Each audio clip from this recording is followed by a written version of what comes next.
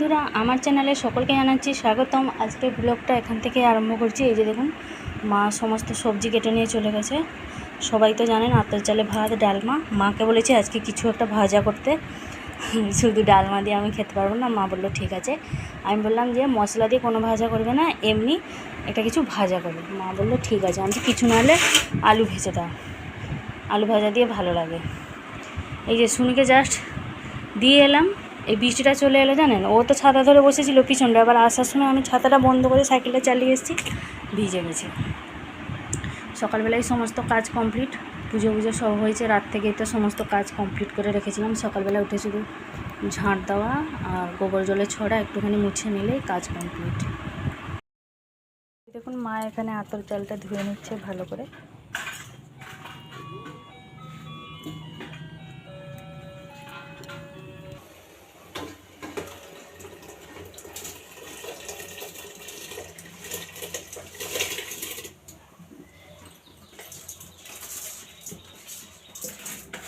মা এখানে যে সমস্ত সবজি কেটে ধুয়ে ভালোভাবে পরিষ্কার করে নিয়েছে। দিকটা ডাল বসিয়ে দিয়েছে। ডালটা ফুটে গেলে তারপরে সবজিগুলো তার মধ্যে এড করা হবে।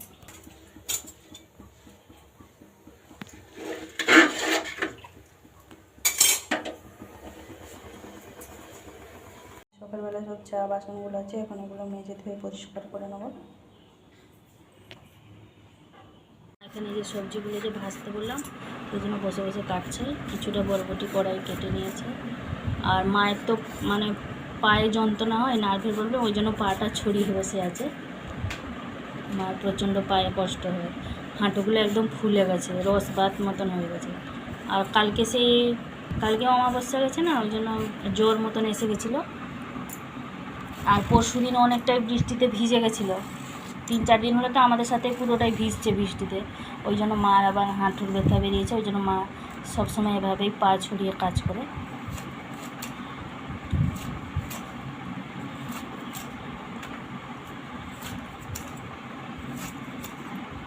ভাজাটা এদিকে হয়ে গেছে, সব রকম একটা পাঁচমিশালি মা ভাজা করে নিয়েছে। এবার এই যে ডালমাটা এখানে সাঁতলাবে। মা রান্না করছে, আমি ওদিকে বসে ফোন দেখছিলাম একটুখানি। এই এসেছি রান্নাঘরে। আর এই যে ওদিকে মশলাটা, তার মধ্যে দিয়েছি একটুখানি লঙ্কা গুঁড়ো, আমাদের হোমমেড লঙ্কা গুঁড়ো, আর কোকমি লঙ্কা গুঁড়ো একটুখানি দিয়েছে কালারিংয়ের জন্য। এবার ডালমাটা এখানে সাঁতলে নেবে। একটুখানি হিং দেবে তাতে। একটুখানি দিয়ে দিয়েছে মা 5 ফোড়ন, গোটা জিরে, শুকনো লঙ্কা। এবার দেবে বেটে রাখা মশলাগুলো অ্যাড করবে। জিরে, আদা বাটা আর লঙ্কা গুঁড়োটা মিশিয়ে রেখেছে আগে থেকে।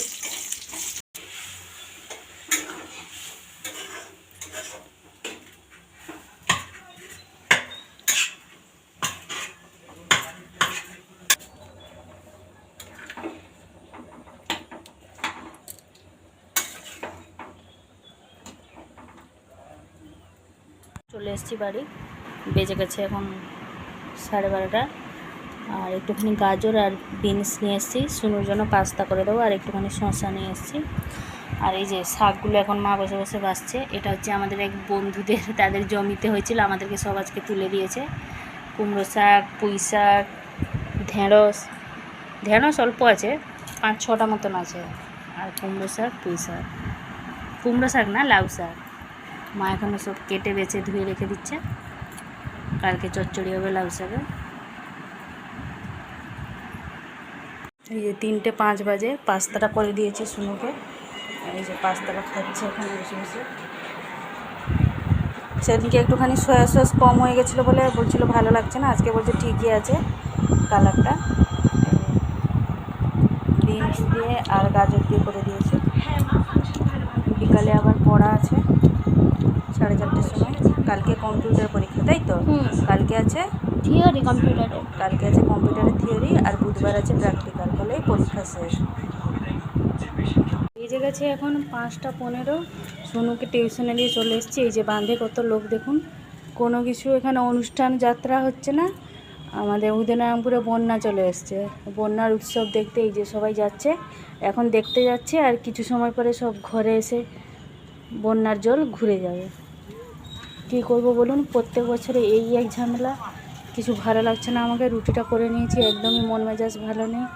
আগের বছর তো মাঠ দিয়ে চলে গেছিলো। কে বলছে এবছর মাঠ দিয়ে যাবে, কে বলছে ঘরে ঢুকবে। এখনও পর্যন্ত মানে কোনো কিছু জিনিসপত্র গুছানো হয়নি। যখন দেখবো মাঠে জল ঢুকছে তখনই গুছাবো, কারণ জিনিসপত্র একবার গুছানো হয়ে গেলে দ্বিতীয়বার সেই নামানো করা, জল না ঢুকলে প্রচণ্ড অসুবিধা জানেন।